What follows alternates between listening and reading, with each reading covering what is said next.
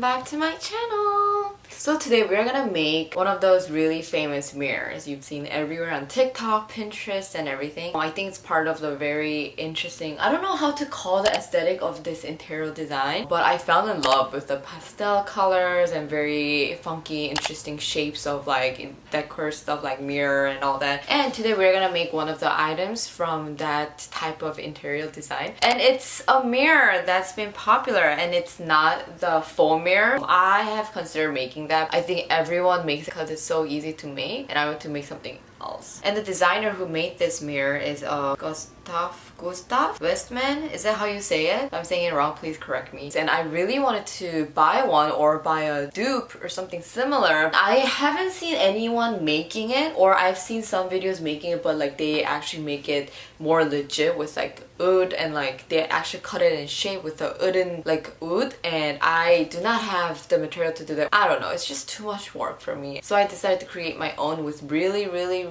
low budget. Some of you might know that my life motto, I guess, right now is like, if you're poor and cheap, you gotta be creative. This is a perfect example of it, of course. Well, without further ado, I will show you what you need and how you get started with this whole process. Let's get it started. Here are the list of things you need. You need maybe 2 to 3 foam boards and maybe around 2 poster boards. I'm saying maybe because all the mirrors are different, sizes are different. But for the poster boards, I'm meaning one of those like thick paper boards. The foam boards are more like hard ones. I got these from Dollar Tree for $1 each for foam board and $1 for 2 poster boards. Then you need an Exacto knife or a utility knife, anything you can cut out with, and small tape, glue gun, roller, scissors, and lastly, any color of your choice for spray paint. I got mine from Home Depot in color French lilac for around $4. Hi! So this is what I made a few months earlier. Well, I didn't like it completely anyway, so I guess I'll have to recreate it. This is what happened. June was just like playing around, and then like I think he like touched something and then it fell down, and this happened. Yeah, so it just broke. Like it's completely like, woo! We're gonna recreate it. When you look at the design again of original mirror, it's more like smaller waves like this all the way through, but mine is more like uneven. So I'm gonna try to copy. I think I'm gonna save that part and try to like copy it throughout the entire mirror. So we'll see what happens. It's gonna take forever.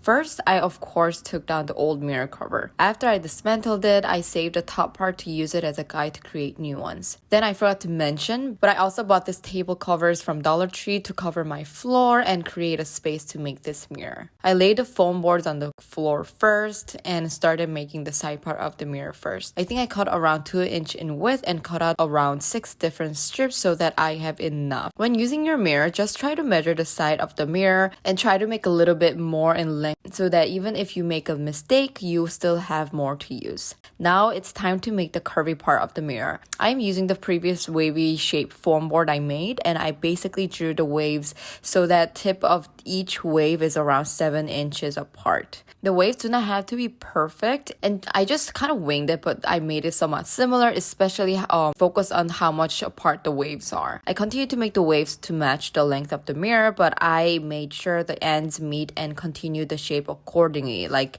so that it continues. Like here, I measure where I need to cut the second strip of the wave and then try to connect it more smoothly with the wave on the bottom part of the mirror by drawing it and cutting the excess part.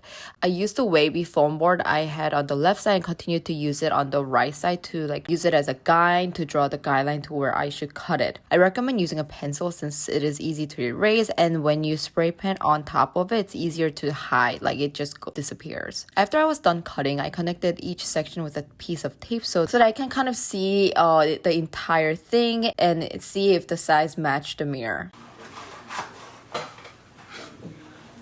So I just realized that this has to be a little bit bigger on the side so that I can stick the outer part inside so that it doesn't look that ugly.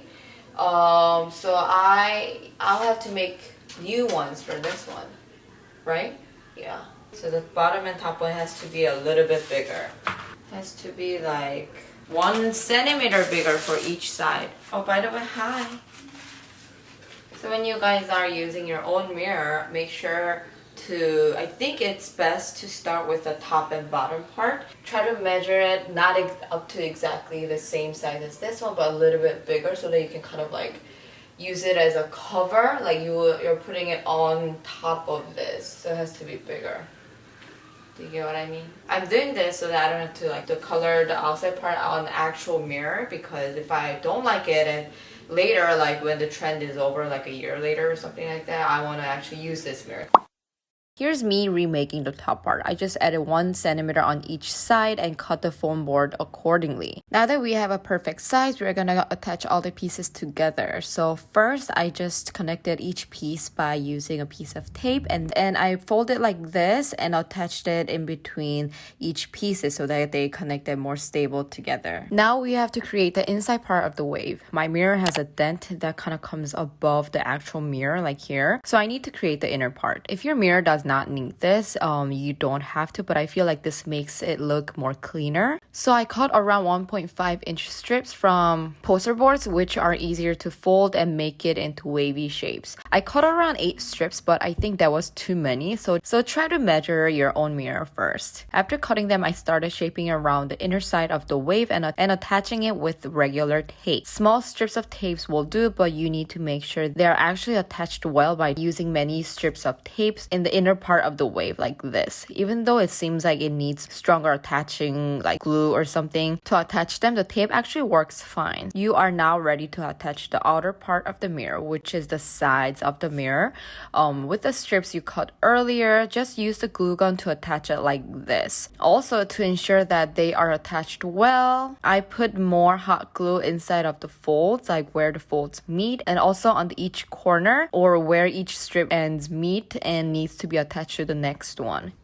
Well, we are kind of done with making it. It wasn't too bad.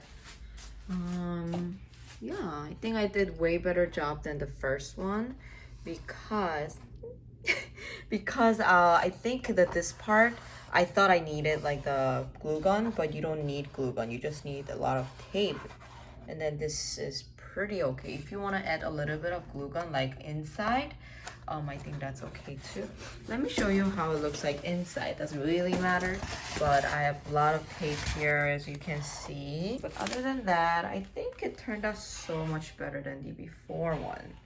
After attaching everything, you are now ready to spray paint it all over. I made sure that I have enough cover for the floor so that the floor is not stained by spray paint everywhere. And also, I bought these goggles from Dollar Tree and I wore a mask to make sure my lungs are kind of protected from the small particles or droplets or whatever from spray paint. I used 2 of these table covers on the floor and I started just painting on the foam boards. Yay, the next day I bought the new spray because I used it all. You only need to buy one, but I used the previous one before and this is a remake, so that's why I didn't have enough, but one is enough for the entire thing. And I sprayed it once. I can kind of see like white spots over here. Maybe I'll do one more coat later, but I'm gonna let it dry for a while, maybe like 20 to 30 minutes, and then we'll see.